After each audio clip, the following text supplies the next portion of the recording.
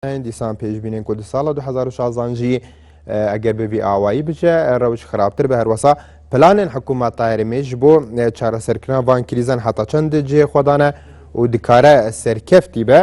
حسام حەکیم بەرزنجی بەرەبەرێ گشتێرەکراوە بەجاندنا ئابووری هەرێما کوردستانی باوەیەکی زیندی تەبلی بولتەنامە دبە ئەم کاتە باش کە حسام سپاس بۆ بەشداریکردنت لە ئەم ساڵدا کە وا پێشبینی دەکرا گەر بەهای نەوت دابەزینی زیاتر بەخۆ بینێ قەیرانەکان کورتتر بن و حکوومەت هێرمیش ناتوانرێ موچەی فەرمانبەران بدەیان دەتوانێت موچەی 2 مانگ بۆ 3 مانگ هی فەرمانبەران بدەێت پلانەکانی حکوومەت هێرمی کوردستان تا چەند ڕوبەڕووی ئەو قەیرانانە دەبنەوە تا چەند دەتوان ئەو قەیرانانە ڕزگاریان بێت لەو قەیرانانەی کە لە ساڵی 2016دا پێشبینی دەکرێ بکرێ. زۆر سپاس لە ڕاستیە ئەوەی ئێستا چەند ئەوە دووەم خۆناغا هەوڵە درێک کە چاکسازی بکرێت زیاتر هەوڵەکان بە ئاراستەی ئەوەیە داهاتەکانی ناوخۆ زیاد کرێ یاخود هەندێک بواری گەندەڵی چارەسەر بکرێت بەڵام ئەم پلانانە یاخود ئەم هەوڵە چاکسازیانە هەوڵێکی سەرەتایین و هەوڵێکن ڕووکاری لە ڕووکارایە دانابەزێت ببێتە هەوڵی چاکسازی بنەڕەتی خۆی هەوڵی چاکسازی بنەڕەتی ئەوەیە کە بەرژەوەندی هەندێک لایەنی حزبی و هەندێک کەس کە لە ئەنجامی لە نەوەتویەکەەوە بۆ ئێستا باشەمە هەوڵە سەرەتایە دەتوانێت قەیرانەکانی هەرێم بۆ ماوەیەکی کاتیش بێ چارەسەر بکە؟ نەخێر بەم هەوڵەی ئێستا ئەم دوو قۆناغی کە ئێستا هەوڵ دراوە دوو بواری زۆر گرنگ هەیە نەیگرتوتەوە دوو بواری زۆر گرنگ هەیە یەکیان بواری نەوتە دووەمیان بواری خاڵە سنووریەکانە ینی بواری نەوت پێویستە چۆن ئەمانە بگرێتەوە گەر زیاتر ئاماژەی پێ پێویستە شەفافێت هەبێت لەسەر بواری نەوت پێویستە بە دامەزراوە بکرێن نابێت 4-5 کەس ئاگای لە نەوت بێ تا ئێستا لە پەنجەی دەست تێپەڕ ناکە ئەو کەسانەی کە سەرپەرشتی کاروباری نەوتەکەن لە هەرێما ئەمە هەڵەیەکی زۆر گەورەیە ئەگەر داهاتەکە ئاشکرا بێهی نەوت ئەو نەوتەی کە هەرێمی کوردستان دەیفرۆشێت دەتوانێت موچەی فەرمانبەران باتەوە ئەو قەیرانانە چارەسەر بکە؟ هیچ نەبێ ئەزانین لە ڕابردووە چەندێ هاتووە چەند ماوە چی لێ هاتووە اینجا ئەمەی ئێستش کە خەڵک ئاگادار بێ خەڵک هاوبەشە بێ ئەوسا هاوڕا ئەبێ هاوبەشە بێ هاوخەمە بێ لەگەڵ حکوومەتا بەڵام ئێستا ئەوترێت ئەوەنە نەوت ئەڕوا بای ئەوەنەیە نازانین چی لێ هاتووە شوێنێ نییە پشتڕاستی بکاتەوە خۆی کە وزارەتی سامانە سروشتەکان باسی ئەوە کاکە ئەوەنە نەوت فرۆشراوە ئەوە بوو کە راپۆرتێدا بە پەرلەمان جاروبار بەڵام لە ڕاستیە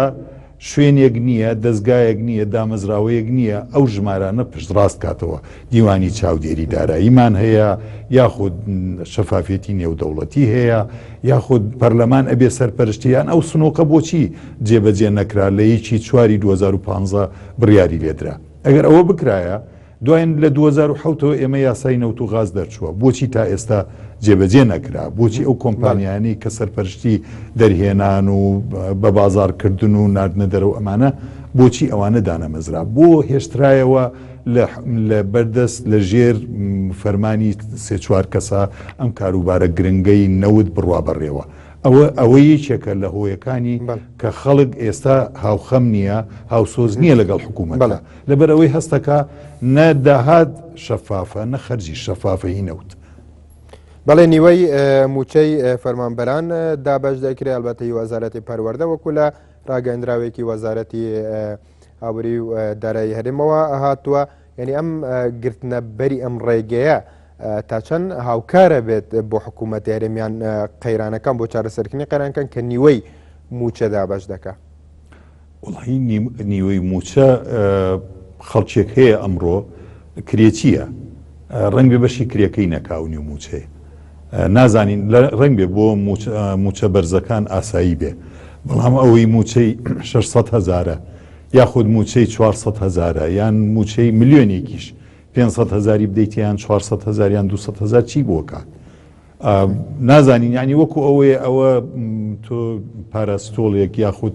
بابەتێکی هێوەرکەرەوە بدەی بە خەڵکەکە و بڵێ ئاوا دان بگرن بە خۆتانە ئەمە قەیرانە و ئێمە نیوەی موچەتانە دەینێ نازانین ئایا خەڵک چەندێ ئەتوانێت بەو نیوە موچەیە کاروباری خۆی بەرێ بەڕێوە بەڵێ کاک حسامیانی ئەم بارودۆخەی کە هەیە لە هەرێمی کوردستان بەهۆی دابەزینی نەوتەوە یان بێپلانی حکوومەت هەرێمی کوردستان وەکوەندێکیان دەڵێنیان بارودۆخێکە و هاتووتە پێشەوە پێویستە هاوکاری حکوومەتیش بن بۆەوەی کە بارودۆخەکە تێپەڕێنێتیانی هۆکارەکە خودی حکوومەتیان ئەو بارودۆخەی کە بە شێوەیەکی گشتی دروست بووە. خۆی لە ڕاستیە ڕاستە دابەزینی نەوت کاریگەری زۆرە، بەڵام بێپلانی حکوومەت ئێمە لە ڕابردووە حکوومەت کاری نەکردووە بۆ ئەوەی ڕۆژێک ئێمە تووشی قەیران بووین بتوانین قەیرانەکە چارەسەرکەین، بتوانین ڕوبەڕووی بینەوە. هیچ جۆرە بیرکردنەوە و پلانێک نەبووە، پلانی فریاگوزاری پێڵێن، پلانی ئێمەرجنسی پێڵێن، دانراوە بڕێ پارەی کەم ساڵانە دانرا بۆ پلانی ئێمەرجنسی، بەڵام لە ڕاستیە ئێمە ئەبوایە لە ساڵانی پێشوە کەرتی تایبەتمان پێ بگەیاندایە، نەک قۆرخمان بکردایە و کۆمپانیاکانی حزب توانیان جێی کەرتی تایبەت بگرنەوە، بازار قۆرغ نەکرایە. ئێستا حزبەکان پاران هەیە دەتوانن حزبەکان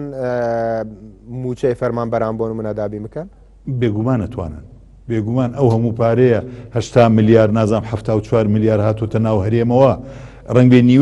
نیوەی ڕۆیشت بێ بۆ کۆمپانیای حزب و بۆ حزبەکان ڕۆیشت بێ. ئەی بۆچی ئێستا نایهێننەوە؟ کەواتە بۆچی نایهێنەوە؟ من لە تۆ دەپرسم. ئەوەیان ئەوەستێتە سەر خەڵک ئەبێ بڕیار بدا ئەو پارەیە، ینی چۆن ئەوە حەقی خەڵکە ئەو پارانەی کە لای حزبەکانە، لای بەرپرسەکانە، لای خەڵکێکی دەوڵەمەند هەڵتۆقیون، ئەمانە هەمووی لە بودجەی گشتی ڕۆیشتووە. کەواتە بۆچی حزبەکان ئەو پارەیکەیانە لە قەیرانێکی ئەوە ئەگەر پێشووتر بۆ خۆشیان بردبەوە کاماژە پێکەی بۆچی قەیرانەکانی پێچارە سەرنەکەن؟ یعنی لەو باوەڕەدای بتوانن بۆ هاوڵاتیان دابینیکەن، موچەی فەرمانبەرانی پێبن، یان ئەو پرۆژانەی ئێدیکەی پێجێبەجێکەن کە ئەوەستاون. ئەوە یەکێکە لە چارەسەرەکان، نازانین ئایا حزبەکانی کەن یان نا، ئەوەستێتە سەر فشاری خەڵک. بەڵام لە ڕاستیە ئەو پلانانە ئەبێت داهاتی ناوخۆ زیاد کرێ بە پلەی یەک، گەندەڵەکان نەمێنێ، سەروەری یاسا دابین کرێ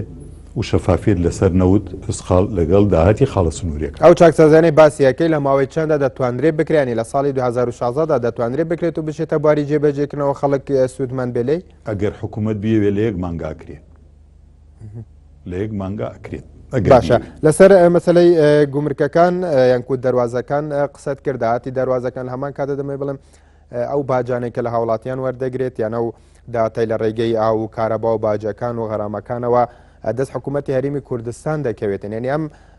تا چەند شەفافە یان تا چەند حکوومەت ئەمە بەکارهێنێ بۆی لە قەیرانەکان ڕزگاربیان ئەمە بەڕێگایەک دەبینی؟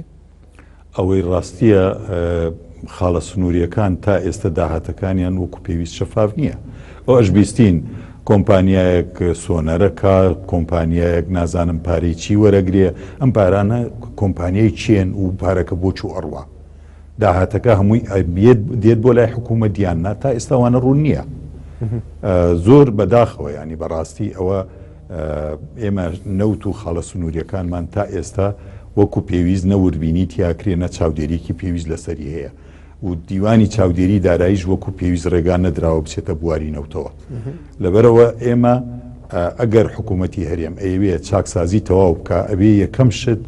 کۆمپانیەکانی حزب بە هیچ شێوەیە ڕێگایان پێ نەدرێ بازرگانی بکەن. نابێ حزب کۆمپانی بازرگانی هەبێ. لە وڵاتانی پێشکەوتوو وڵاتانی دیموکراسی وایە، پێمان سەیرە لە هەرێمە حزب کۆمپانیای هەیە، ئەبوایە سەرەتای لە نەوەتەکانەوە یاسایەک دەرچوایە کە ڕێگان نەدرێ بە حزب کۆمپانیای بازرگانی هەبێ. هەر ئەوەش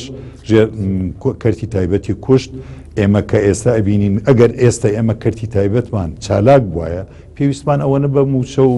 قەیران ئەوەنە کاریگەری نەبوو بە سەرمانەوە، ئەمانتوانی بە پارەیەکی کەم بەشداری ئیدارە بکەین. لەبەرەوەی ئەو سا خەڵکێکی زۆر لە کەرتی تایبەت تاجیە بوو وەکو هەلیکار، بەڵام ئێستا خەڵکێکی زۆر هەمووی لە حکوومەت تاجی بۆتەوە، هەمووی پشت بە موچە ئەبەستێ. ئەوەش موچەی ئەوەش بوجەی گشتی هەرێمی وێران کردووە، دارایی هەرێمی وێران کردووە. بەڵێ کاکە حەسام، دەوترێ هەندێک لە وڵاتانی کە پشتیان بە نەوت بەستووە لە ئێستادا فاتیحیان لەسەر نەوت خوێندووە و لە بەدیلی دیکەیان هەیە بۆ پەیداکردنی بژێویان داهات. هەرێمی کوردستان لە ئێستادا پێویستە فاتیحا لەسەر نەوت بخوێنێ؟ ئەگەر نەوت نەبێ بەدیلی حکوومەتی هەرێمی کوردستان چییە؟ لە ڕاستیە ئەبواە زوو بیر لەمە بکرایەتەوە ئەبواە کەرتە ئابوووریەکان ئێمە کردی ئابووری زۆر گرنگمان هەیە کردی کشتتوکاڵمان هەیە کردی گەشتیاریمان هەیە کردی پیشەسازیمان هەیە بەڵام بەداخەوە ئەو کەرتانەوەکو پێویست گەشەی پێ نەدرا و ئێستاش ئێمە بمانەوێت نەود بەدیلی هەبێ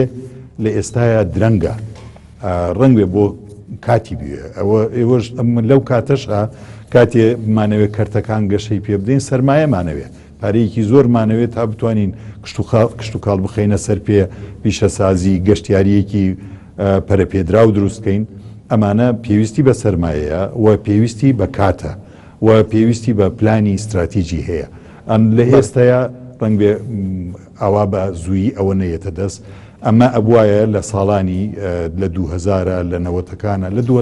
2004 بەدواوە ئەوایە بیر لەوە بکرایەتەوە بەدیل بۆ نەوت دابنرێ زۆر کەس باسیە کرد بێت ڕۆژێ دێ بازاری نەوت ئەشکێ ڕۆژێ دێ نەوت نامێنێ